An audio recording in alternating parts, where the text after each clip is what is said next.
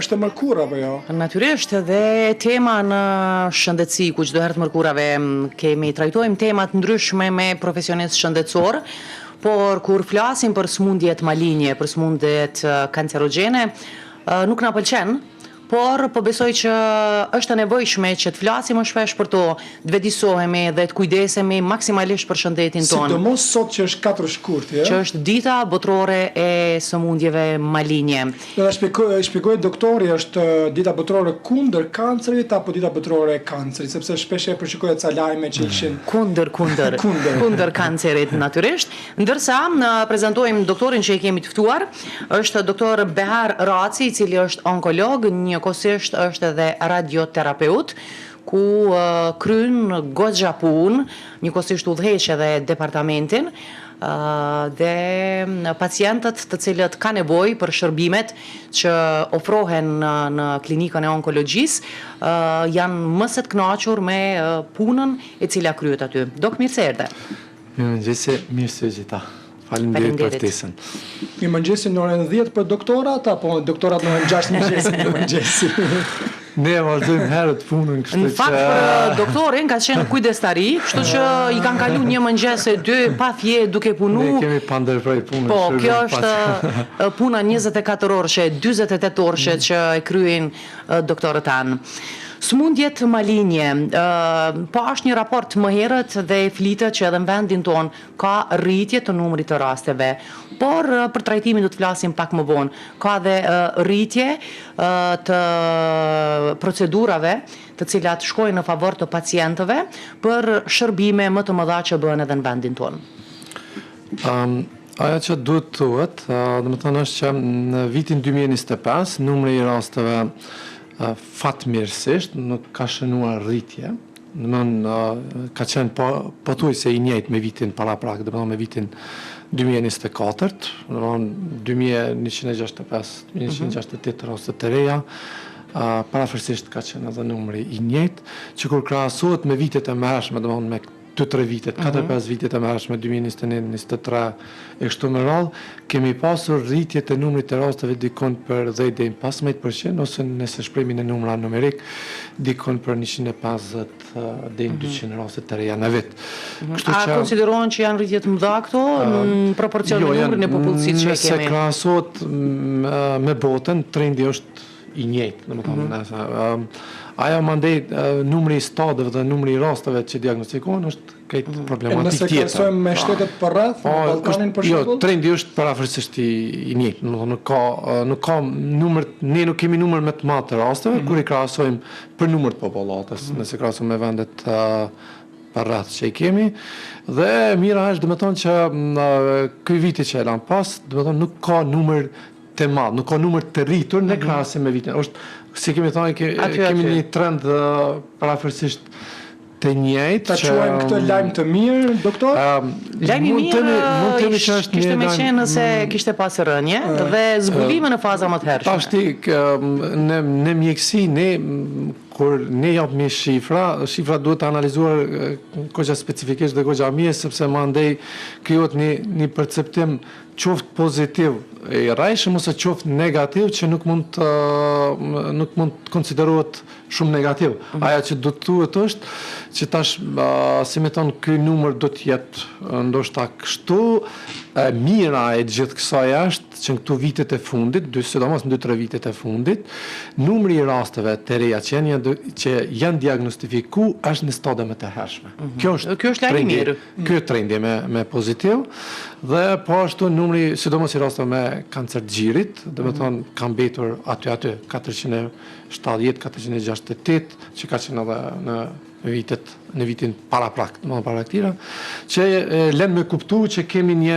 trend parafërsisht të njëjtë, mirë po ajo që e thash edhe meret është diçka që konsiderohet pozitive, sidomos të karcinoma e gjirit, të këtu tjera ndoshta është me pak e theksuar është që numri i rasteve të reja të diagnostifikuara është në stadet më të hershme në krahasim me vitet paraprake. Domethënë, edhe pse është numri i madh, por numri i këtyre është në stadet më të hershme, që do të thotë që prognoza është shumë e mirë, trajtimi është më i mirë, dhe këta të smurë që kanë nevojë për këtë shërbim kanë mandej një jetë shumë të mirë, një jetë gjatur, që do të thotë që smundja është e kurueshme, ne e themi, e trajtueshme, dhe që prognoza është mjaft e mirë. Kjo është ajo që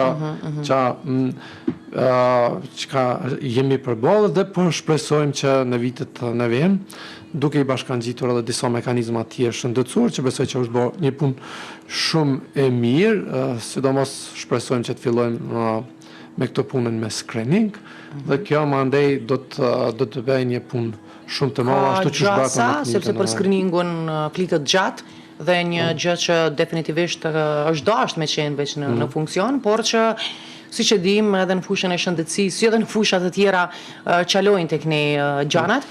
Me sa komjuri kanë përfundu, me tonë të gjitha ato, sepse pjesën e screeningut janë 3 grupe, screeningun për karcinomës gjirit, kolorektale dhe të qafës mitres. Këto si 3 më të shpeshta që konsideruan? Më të shpeshtat, fatmirësisht për të 3 grupeve kemi qenë pjesë udhëhes të grupeve ne, nga klinika onkologjisë, jenë përfundu gjitha, edhe Ministria di që ka bërë një punë shumë të madhe në atë pjesë, ka mbetur tash vetëm finalizimin, nëse nuk gaboj me këtë, dhe si me tonë ato të jenë funksion. Normalisht, ajo është punë e vazhdueshme që fillon. A mundim edhe pak ta diskutojmë këtë me që pas ke qenë pjesë e grupit punus dhe jenë në rrjedha. Si është mendu, domethënë, kjo pjesa e screeningut? Moshat... Po, secila, unë kam qenë pjesë e screeningut kancerit qafës mitres. Në atë pjesë kam udhëheq. Secile pjesë, domethënë ka specifikat e vetë. Ata zonë nëse referohemi pjesës e kancerit qafës mitres, është mendu që dihet që faktori kryesor është infeksioni me human papilloma virus. Vaksinimi, domethënë që tash vaksina ka filluar në vitin 2024, është arrit një punë shumë e mirë, e di nga kolekt në takime që kemi pasur nga kolekt e Institutit Shëndetit Publik dhe nga Ministria që të dhënat kanë qenë shumë të shkëlqyeshme sa i përket vaksinimit, dhe kjo mandej kjo është e mirë sepse në të ardhmen po thuaj që kanë qenë dhënat e mira, shumë të mira, sepse ka pas shumë hezitive dhe është fol shumë në ato që të merret vaksinat të mos merret. Nëse krahasohet me vendet e rajonit, ne kemi përqindjen më të lartë të raportimit nga ajo që është raportuar. Po që është bën terren normal. Kështu që është një gjë pozitive, dhe nëse referohemi asaj, piku ka qenë që prej moshës ta zon 30 deri në 49 vjeç të fillohet me HPV testimin për ta, që në mënyrë që nëse detektohen rastet të samaret dhe me pap testin. 30 është mjaftueshëm kjo?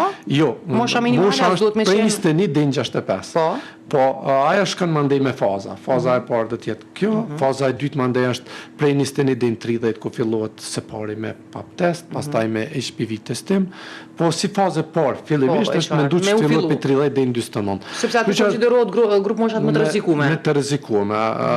Po ashtu tash domethënë nga dhonat që ne i kemi në klinik, domethënë rezulton që më thonë një hulumtim të thoja që e kemi bërë aty, për shembull di nga 100 raste me karcinom të qafës mitres, rezulton që 63%, ashtu që është edhe në literaturë, prej tyre rezultojnë të jenë pozitiv me HPV vaksin, dhe grup mosha aty në ma rrezikune ka qenë 59 vjeç, grup mosha, dhe po dhe në grup mosha tjetër prej 40 deri 49 ka qenë në përqindje më të lartë. Numri më i madh ka qenë 59, po përqindja më e lartë aty ka qenë kjo grup mosha tani.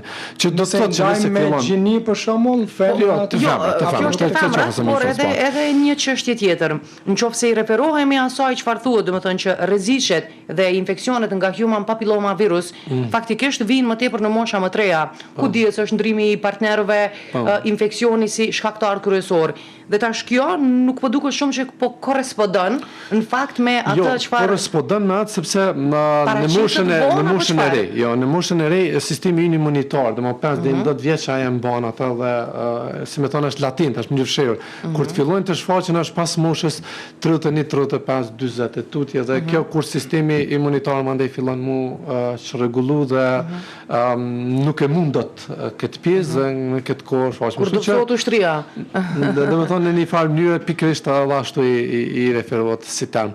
Ashtu që në përgjithësi po mendoj që është bën një punë shumë e madhe, domethënë në klinikën tonë nga gjithë kolegët, po ashtu edhe një mbështetje nga të gjitha institucionet, domethënë prej qendrës klinike dhe ministrisë, po ashtu me furnizim, ashtu siç e cika edhe ti në fillim, është edhe me aparatura të reja që kemi filluar në shërbimin e radioterapisë. Dhe nëse krahasojmë me vendet përreth, ne besoj që jemi shumë mirë në këtë pjesë të ofrimit të shërbimeve. Tash gjithmonë sfidat janë shumë të mëdha, duke filluar nga stafi, nga numri i rasteve, nga të gjitha këtu, po besoj që bëhet një punë shumë e madhe shumë mirë. Emisioni është i drejtë për drejtë, ta themi edhe këtë, Maxi, që shikuesit kanë mundësi ata të cilët kanë për të bërë pyetje në +33 44 901 përmes Viber apo 9021 më e lehtë po duket kështu. Doktor, pyetja që të bëhet më së shpeshti cila është për flasim nuk e di. Në përgjithësi pyetjet më të shpeshta ose më të zakonshme janë ato a kam shërim në këtë, domethënë ose si është situata tani. Ata që vinë me vonesë të ndryshe ka pyetje nga të gjithë, është kurrështje pak shumë me shumë të që përballë, edhe si është situata me mua, a do të shërona prej kësaj problematike. Nëse unë ta bëj një pyetje, a beson ti që mund të ketë shërim dhe mund të gjendet një ilaç që flitet rreth andej apo vazhdo të jetë një legjendë? A ka dikush një ilaç që s'po e jep ndryshe?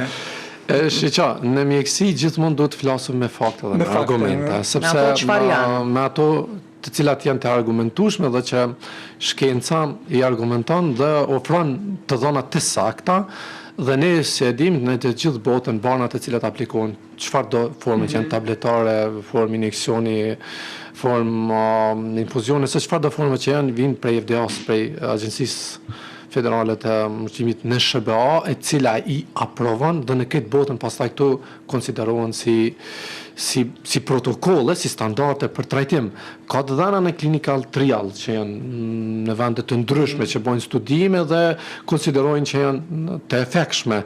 Dhe pikërisht këtu kanë njerë dhe ngatëron të gjithë, dhe me thonë, sidomos populata, po mund t'jenë ndoshta edhe personeli shëndetësor. E shën në një vend ku ka bo clinical trial, dhe shë që ka rezultuar sukseshme të azom një trajtim, një barnë dhe kështu, dhe mandej e merë si të mirë qenë. Aja është një diçka shumë pozitive, po për të dhënë dritën e gjelbër duhet kaluar disa filtra dhe duhet të standardizohet që mandej të merret si protokoll që zbatohet në shumicën e vendeve. Dhe kështu që ne kur flasim për këtë, ne flasim gjithmonë për atë e cila është e standardizuar dhe aprovuar prej agjencisë, e cila mandej zbatohet.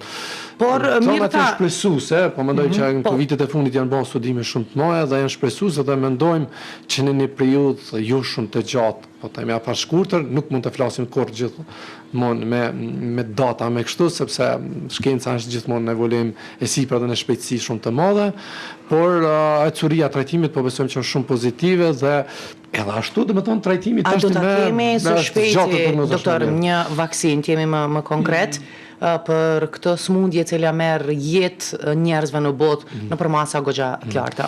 Gjithmonë punohet në këtë drejtim dhe ne si profesionistë shëndetësor mendojmë që forma adekuate e trajtimit do të jetë formë e imunoterapisë, do të thonë që në një situatë normale, në bazë të dhënave shkencore, do të jetë një formë e imunizimit, ajo që do të marrëmi dhe ku sistemi ynë do ta njohë, si më thonë, smundet do të krijojë antitrupa ndaj kësaj, sepse vetë natyra e smundjes, vetë karcinomat fillojnë prej nivelit gjenetik dhe kështu fillon problematika e shfaqjes tyre, kështu që edhe ilaçi përfundimtar i cili do të themi do të jetë ajo pjesa kryesore, pikërisht do të bazohet në këtë strukturë do të themi të ADN-it, e cila do të jetë forma e njohës së saj, sikurse janë edhe këto format të ndryshme të trajtimit në formë të imunoterapisë. Kjo, nëse i bazohemi të dhënave shkencore, kjo do të jetë forma se si do të... Po nëse ndalemi këtu, trajtimi aktual i cili bëhet në tërë botën dhe trajtimi më i ri që ka treguar rezultate më të mira është përmes imunoterapive, target terapive. Kjo bëhet edhe në vendin ton, në vendet tjera më duket se ka dhe diçka më specifike që ka shku më larg. Mirë po, edhe kjo nuk është edhe shumë e sigurt, po mendoj nuk korrespondon çdo herë në të gjitha rastet. Ka dhënë rezultate por ka dhënë rezultate shumë të mira. Ka dhënë rezultate shumë të mira, fatmirësisht edhe në tek ne, domethënë ofrohen një pjesë mbulimit të kësaj terapie, e cila vazhdon të jetë ende pakt, duke e ditë që kosto është i lartë. Ka shumë të lartë, po prapë po referohemi me vendet për rreth, ne si shtet, ne si institucion, si klinik, si qendër klinike universitare e Kosovës, si shtet, si institucione prej ministri kështu, besoj që mrena kapacitetet dhe mundësive që kanë, ofrojnë maksimumin e asaj. A është e mjaftueshme kjo? Normalisht se smundjet e tilla në gjithë botën kanë kostet e lartë. Po, a kanë ndryshuar protokollin në vendin tonë? Domethënë çfarë cilat smundje janë ndryshime këtë listën esenciale? Gjithmonë bëhet, si më thoni, rifreskimi i kësaj situate dhe ne jemi gjithmonë në trend shumë të mirë dhe ne hap me botën.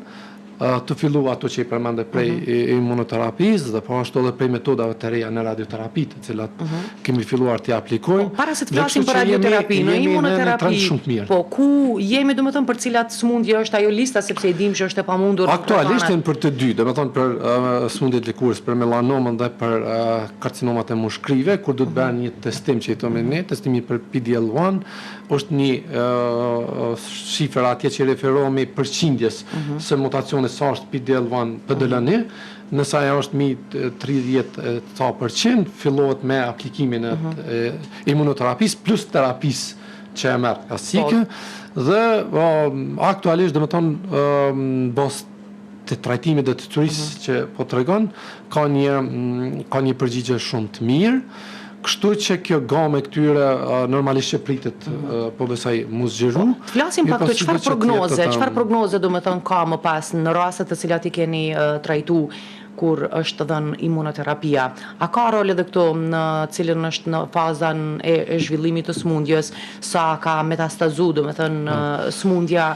Pikërisht për këtë imunoterapia jep rezultate shumë të mira. Do të thonë ndryshimi i smundjes së avancuar dhe ato masat apo lympnodet të cilat ne i themi në mushkri në regionin përreth ose edhe me të larta kur janë, kjo ka për funksion që ti stopoj, ti ndaloj ato duke i ruajtur qelizat e shëndosha. Absolutisht, duke mos i dëmtuar qelizat normale, po vetëm duke i bllokuar këta receptorë në sipërfaqe të membranës, të cilat nuk mund me përcjell sinjale që më shumëzo qeliza më tej.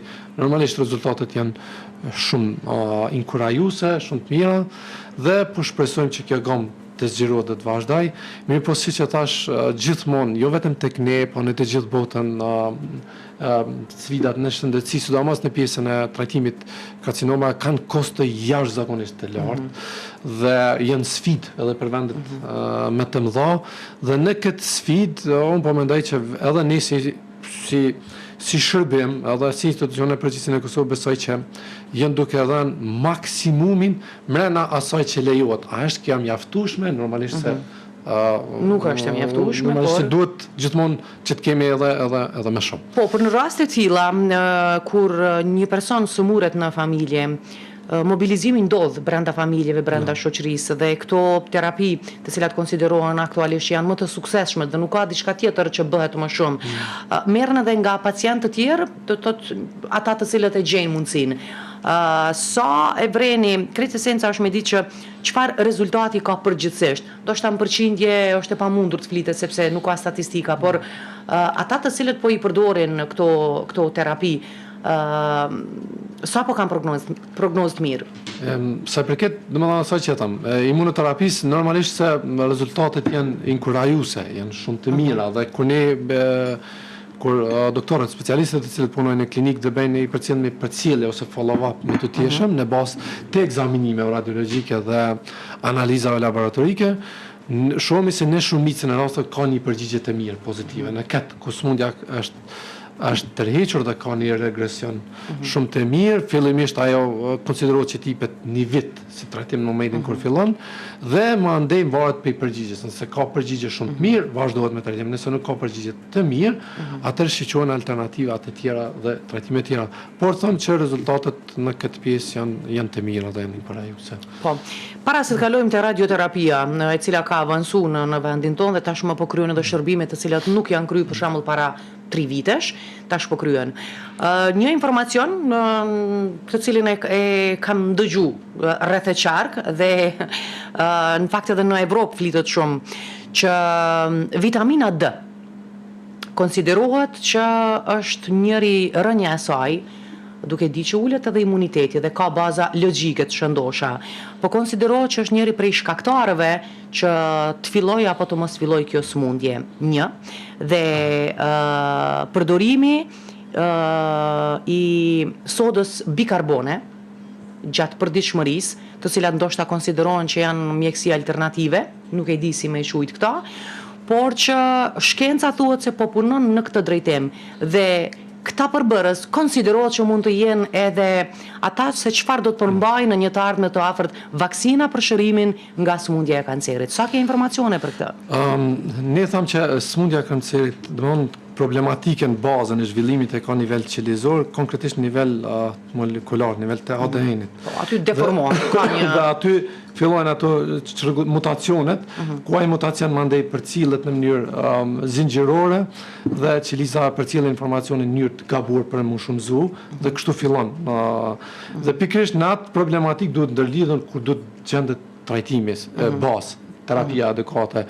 Këto të cilat ju referoni, normalisht që vitamina D edhe të pacientët tonë të cilët ne ja kërkojmë i mos me vlera dele ult.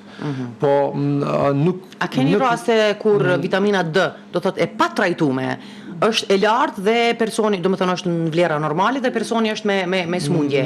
Do shta në fazat e hershme, se më pas natyrisht që bie imunitetin nga terapia dhe në ajo aspektin do të bie. shkencor nuk mund të thuhet, do më thonë, saktësisht se uglja e kësaj e shkakton këtë, sepse nëse referohemi ashtu ta zonë në Kosovë, në pjesë e madhe e njerëzve dhe popullatës, për shembull, edhe tek unë, edhe tek familjarët e mi, kur ne e shiqojmë dhe mos me vitaminën D na dele ult. Patjetër. Kështu që domthonë kjo ka të bëjë më shumë me stilin e jetës, me ushqyeshmërinë, me ambientin, me faktorë të tjerë. Mund të jetë si më thon, një faktor rreziku. Një ndërshanja, po nuk besoj që është determinues në këtë pjesën të cilën e referohemi si faktor kryesor. Mund të jetë një shenjë simptom në kuadër të këtyre problematikave të tjera. Po unë mendoj se determinant në këtë është sistemi imunitar. Në përgjithësi, nëse ne kemi një sistem imunitar të mirë dhe duke ju referuar, domethënë sistemit imunitar i cili i lufton sëmundjet të karakterit viral me natyrë bakteriale, sidomos të natyrës virale, kështu që janë, atëherë vetë kjo do të na jep një mundësi shumë të mirë që të mbrohemi nga më vonë nga këto sëmundje. Por nëse kthehemi, sepse çdo herë duhet parë dy anët e medaljes, nëse shohim numër të madh të pacientëve të cilët janë përballë me këtë sëmundje, ka të shumt të cilët i njohim ne që s'kan pas probleme fare me imunitetin, që kanë qenë persona shumë të shëndetshëm, të cilët shumë rrallë kanë pas probleme virusale, bakteriale, ndërsa sëmundjen e kanë prezente. Do me thënë, as kjo nuk është që mund të eliminohet në fakt. Po, është e vërtet ajo pjesë, do me thënë, ku sëmundja prek edhe tek njerëzit të cilët nuk kanë probleme të natyrës nuk kanë shëndet kompromituar.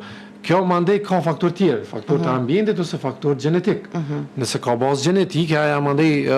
Që do të thonë është e ditur. Bazë genetike më të trashëguese nga prindrit, brenda familjes. Brenda familjes që konsiderohet e konthejt 15% e rasteve.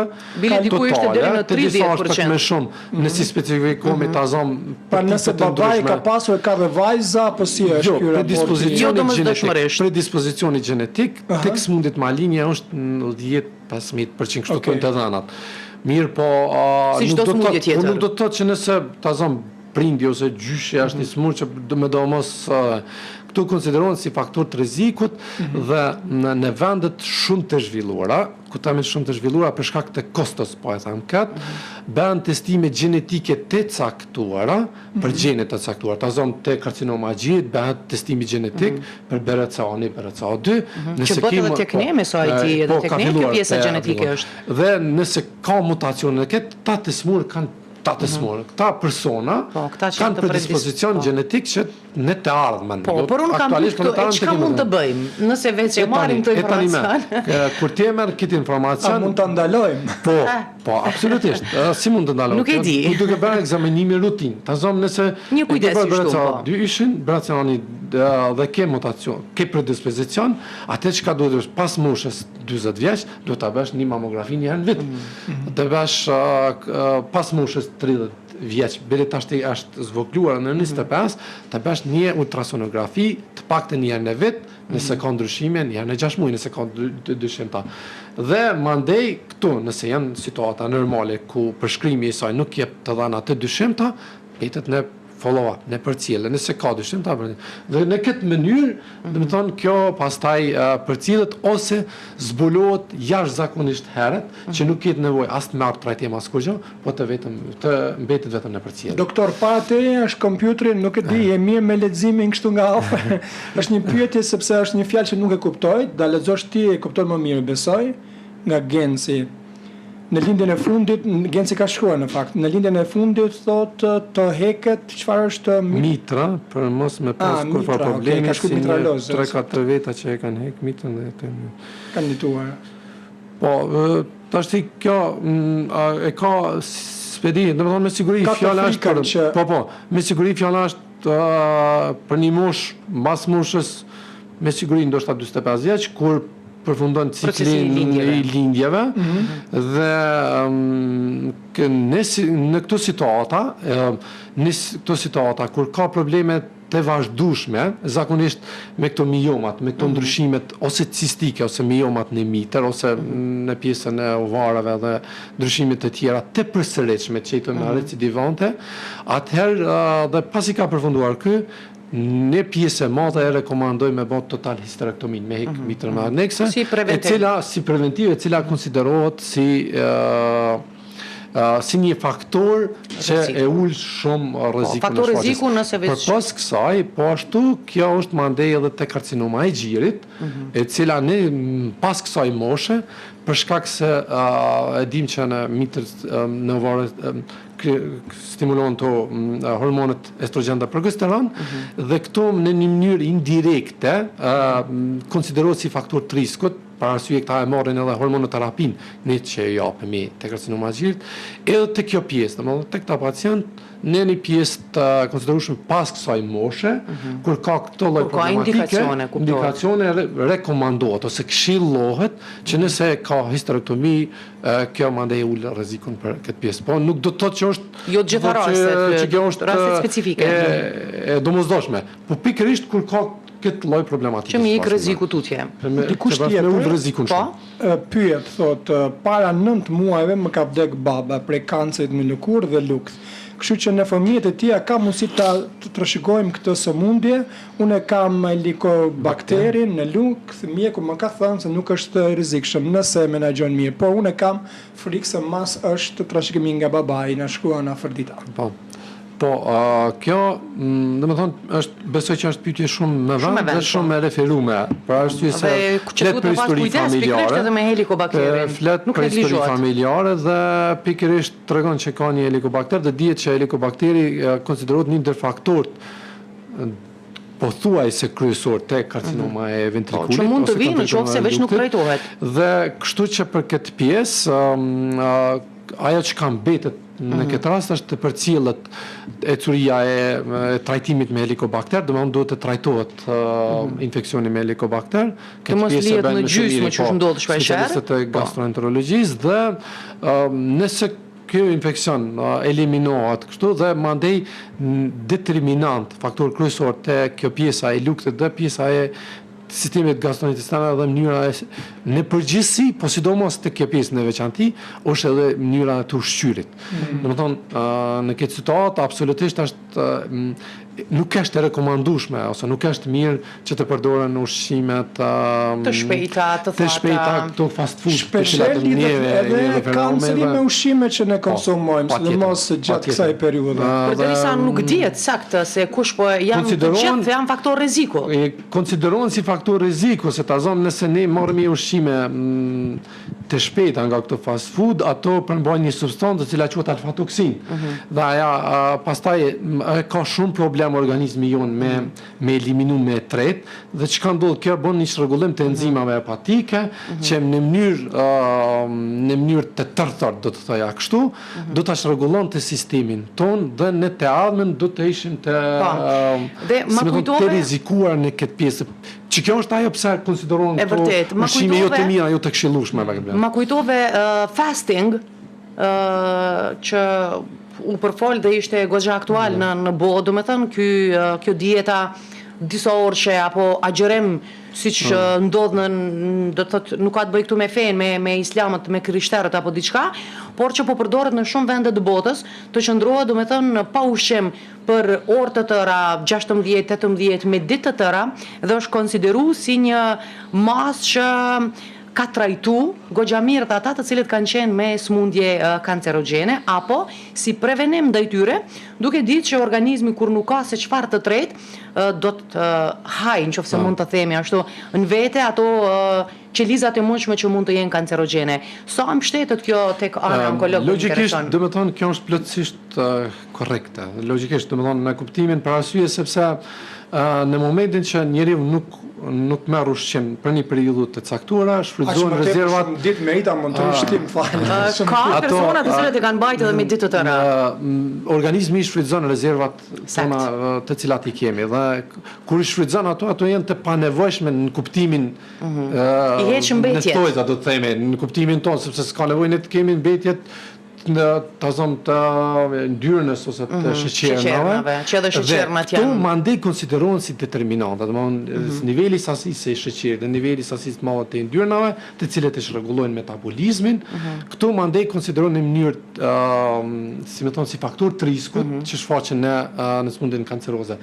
Dhe pikërisht kjo është logjika dhe arsyeja pse ushqimi, ajo të cilën e theksove ti, e ka logjikën që në momentin kur ne nuk marrin një pjesë, do të thoja, të tepruar, sepse tash në këtë rast po flasim për atë pjesën, se nëse nuk ose nëse han një sasi që konsiderohet si e tepruar, kjo konsiderohet mandej që kjo pjesë që është për organizmin e nevojshme, që në këtë rast nuk i nevojitet organizmit nëse ne ushqemi shumë, atëherë depoziton në yndyrë dhe në sheqer, dhe kjo konsiderohet si jo e mirë. Po, a keni pas raste të tilla? Dhe kjo është logjika. Tash në aspektin shkencor, normalisht që për këtë pjesë duhet të ketë edhe, nuk është se nuk ka studime për këtë pjesë, po si me thonë, është një ndër faktorët kryesor. Mund është ta themi determinant, sepse ta bëjmë këtë dhe ta japëmi si këshilla eksakte, po këshill logjike të bazuar në argument mjekësor që pikërisht është e arsyeshme. A ka raste, sepse kjo, sidomos ma vitin e kaluar dhe para një viti, para 2 vjetëve, ka qenë shumë trendi dhe u fol shumë për të. A keni raste që vetë pacientët të cilët i trajtoni kanë bërë diçka tillë dhe keni vrej që ka një sukses? Ajo që ne ju rekomandoj pacientët gjithmonë është, sepse pyetja e parë, pastaj pas asaj që e theksuam edhe më herët, çka si do të trajtohen, pyetja pasuese është çka do të ruhëm, tash e tutë, çka të kem kujdes, cili stili jetës. Tash kujdesi që ne e këshillojmë është të shmangave ushqimeve të shpejta, ëmbëlsirave patjetër, gjërave që janë me krip, domosdoshmë sasi të tepruar të kripës, sidomos nuk rekomandohet mishrat të janë mishri i kuqt, të cilët ne i themi, po sidomos kjo pjesa me skar, të cilat për shkak të substancave ka ushqime të tjera, pak krep edhe zemër. Do të thonë, ata përpara neve që kanë qenë shumë të shëndetshme pikërisht nga bio dhe kanë pasur ëmbëlsira. Kanë pasur ëmbëlsirë nga pema që kanë marrë dhe stilin e jetesës, pikërisht ajo lidhet edhe me stilin e jetesës. Kështu që në këtë pjesë, domethënë, rekomandimi është që ushqimet të jenë jo me të pakta, po me sasi më të vogël gjatë ngrënies. Shujtat e t'i shmangëmi langjeve të cilat janë të gazuara, sa më shumë ujë natyral, langje këtu që janë me përmbajtje bimore natyrale, edhe pemë perime të cilat në mënyrë indirekte edhe i mundsojnë organizmit që metabolizmi të punojë më mirë, të pastrohet dhe në mënyrë indirekte kjo mandej ta stimulojë dhe ta rritë imunitetin. Vjen një pacient, më fal Mejda, vjen një pacient dhe ka pasur një kurë, vjen ai duke pirë cigare. Çfarë i thua doktor, më tregoj drejtën? E thot jam më mirë. Tashi, normal që doani është një, si të me një shprehi. Se dhe këto ushimet, që thamë, janë krahasuar si me piduhani që në bërë. është një nga shprehi do të toja me të këshia. Jo do të toja, po është një nga shprehit me të këshia dhe konsiderohet si dëmshëm për shëndetin. Absolutisht. Dhe në 95% rast, në 95% të karcinomave të mushkrive, ta pacient në anamnezë, në dhona janë ndohen pjersë.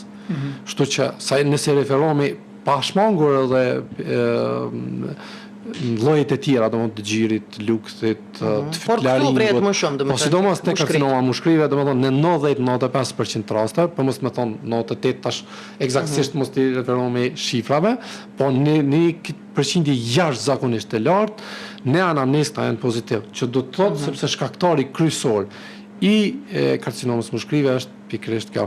Dhe ajo tash më që shpesh përballmi dhe me ata që ti na tha se si do besoj që është goxha e vështira në moment që të por trallohet dhe të shko drejt. Po që të këshillohet, domethënë që ta kuptoj që kjo ka qenë ndër faktorët kryesor që e ka shkaktuar këtë, që ti shmangët kësaj, tash ti të ndryshoj stilin e tjeturit, duke marrë dhe duke ushqyer nga ato ushqimet dhe rekomandimet që i thamë lartë, dhe ecja është se në shpesh raste dhe ne aktivitetin fizik nga njëherë për shkak vetëm problematikave dhe gjënave të cilat duke i shtjelluar harrojmë të përmendemi edhe aktiviteti fizik luan një rol jashtëzakonisht madh ku ecja në natyrë në këmbë me ecje të shpejtë dikon 5 kilometra pavarësisht kështu është të rekomandueshme këshillueshme. Si palestra Kjo mandej e bën organizmin ton shumë të mirë, shumë fizikisht dhe e rrit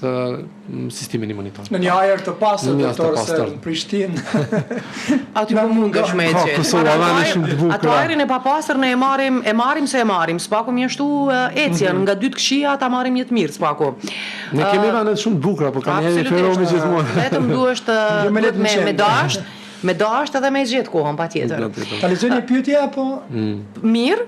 Thot Sania, jam bë operacion që një vit e 3 muaj në zorën e trash, por hala kam problem në jashtëqitje. Ju lutem, mush më shpjegu, nuk e nëse lidhet edhe. Në thonë ka sqaruar që ka bën një ndërhyrje kirurgjike. Po.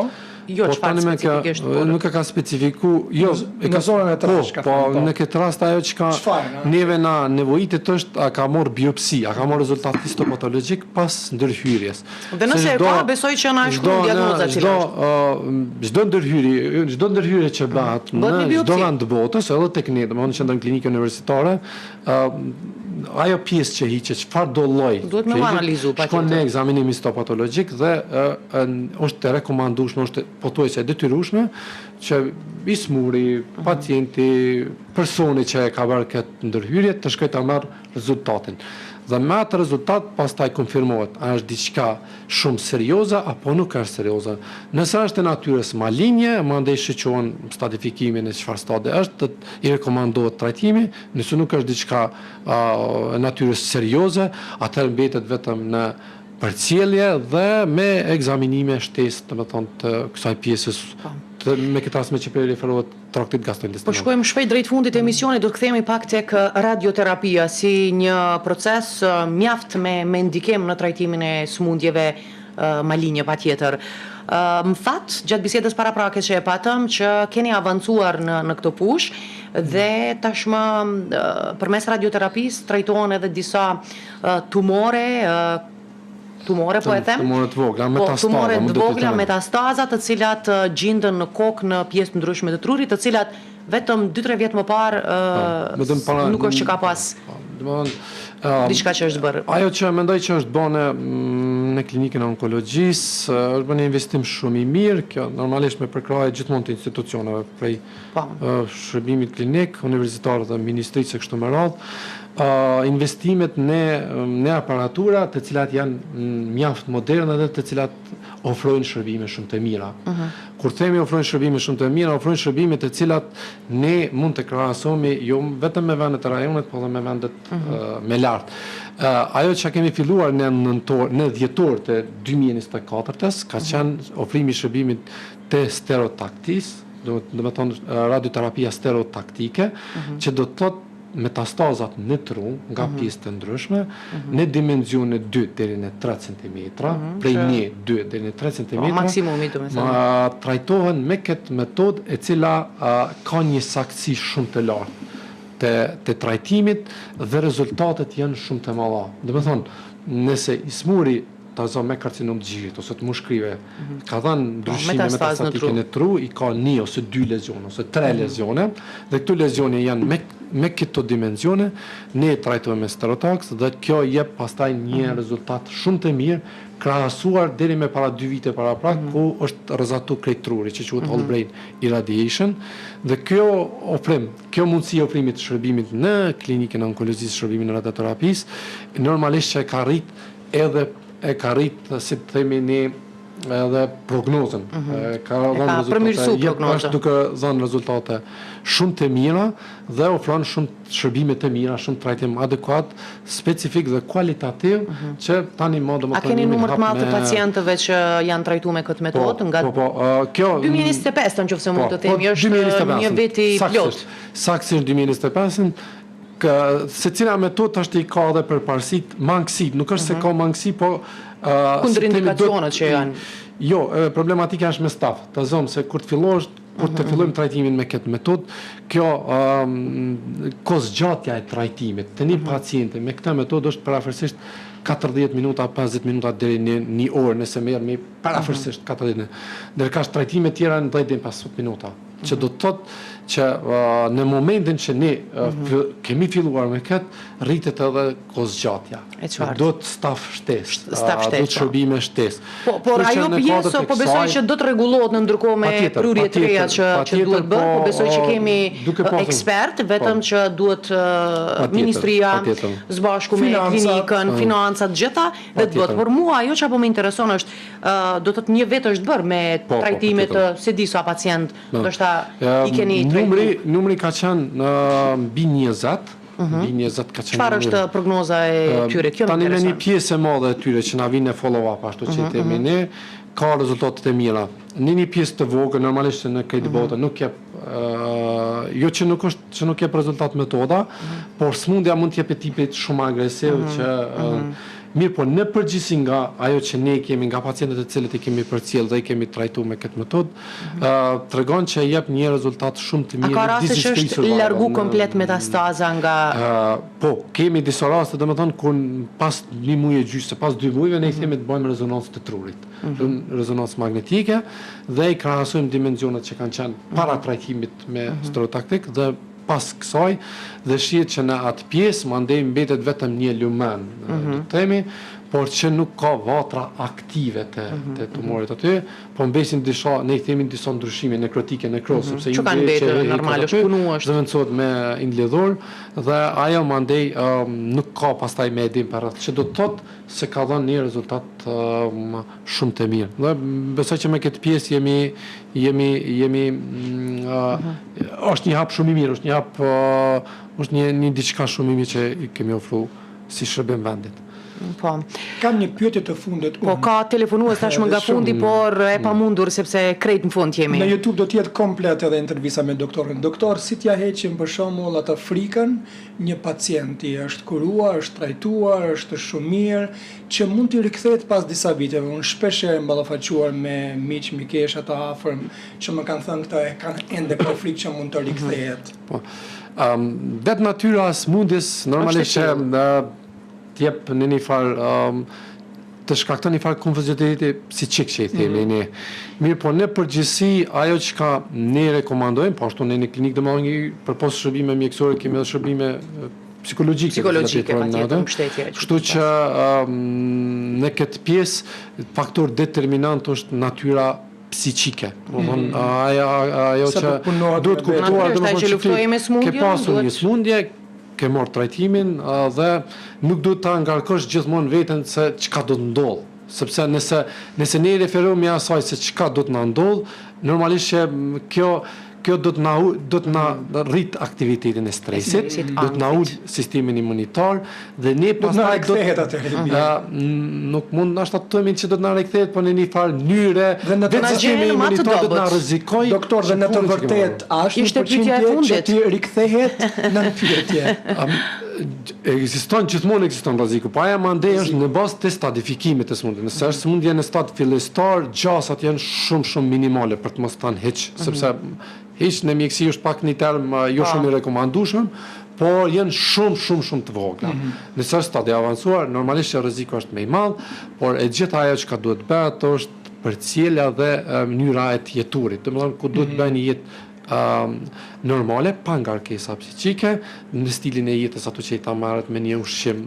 Kjo gati e pamundur në rrethana të cilat jetojnë, por duke bërë këshilla dhe vizita mjekësore sipas rekomandimeve të cilat i japin profesionistë shëndetësor dhe në shumicën e rasteve të botës vazhdon jeta dhe kështu që kjo konsiderohet mandej si ecuri normale. Po, për fund krejt, çfarë ende nuk po bëhet në vendin tonë që bëhet në vendet e zhvilluara e që pritet ta bëjmë edhe ne së shpejti ndoshta. Po mendoj që unë e thash prapë në këto vendet përreth që ne jemi mjaft mirë, domethënë nëse krahasohemi me vendet përreth, me vendet e rajonit. Dhe kështu që në këtë pjesë jemi aty, po mos thanë më mirë. Normal, në vendet e zhvilluara ajo që ka duhet të them është shtimi i sasive të asaj që e tham në fillim, stafit përcjellës. Stafi është numër 1. Domethënë ajo në të gjithë botën kur ke numër të rritur të rasteve ose kur ke shtim të kapaciteteve, sikur ne që kemi shtim metodave të reja, mandej rritit kapaciteteve të ofrimit shërbimeve, duhet edhe rritit të stafit. Kjo është numër 1. Por që kjo ka të bëjë me politikat tona, domethënë. Por në aspekt të trajtimit po mendoj, në aspekt të trajtimit ndoshta duhet të zgjerohet më shumë gama e trajtimit me imunoterapi, edhe në pjesë të tjera, po na e tham edhe më herët që kjo është sfidë për të gjitha vendet e botës dhe jo vetëm tek ne. Kjo do të jetë ndoshta ajo që është më shumë përdorimi metodave dhe më të shumta tek ne në shërbimin e terapisë. Ne gabojmë të mendojmë për të trajtuar jashtë Kosovës, mundemi këtu dhe pyetja është dhe për ty, po se jo mund të më thuash ti ke gabuar që ke qëndruar në Kosovë në profesionin tënd? Jo, unë mendoj që kish mujt me rregullu gabimin dhe mundet ende. Jo, ne mendojmë që si profesionist shëndetësor, kur ne jemi edukuar këto, një pjesë normalisht që të gjithë për neve kemi eksperiencë edhe nga jashtë, qoftë në mënyrë të specializimit, qoftë në mënyrë të edukimit dhe trajnimit të vazhdueshme, kështu që ne marrim edukim të vazhdueshëm profesional edhe në vendet që janë shumë të zhvilluara, po kënaqësia më e madhe është kur atë pjesë të trajtimit dhe të edukimit ja ofrojmë njerëzve këtu sepse mendojmë që e meritojnë dhe pikërisht për shkak sfidave të shumta që ka kaluar ky vend, unë besoj që edhe jo 24 orë, po 25 orë me pas në ato 10 ditë, shumica e profesionistëve, sidomos në klinikën tonë janë në shërbim të këtyre pacientëve dhe nuk hezitojnë kurrë. E keni dëshmu, kështu që ju lumë për punën që e bëni. Doktora që i duam. Ndërsa shtetit çdo herë ju apelojmë që të bëjnë më shumë për pacientët, për qytetarët, sepse kur qytetari nuk e bën pacient, kjo natyrisht që do të shkojë në favor të shtetit së pari, e më pas të shoqërisë, familjes e gjithçka tjetër do të shkojë më mbar. Doktor, faleminderit shumë. Faleminderit edhe për juve dhe unë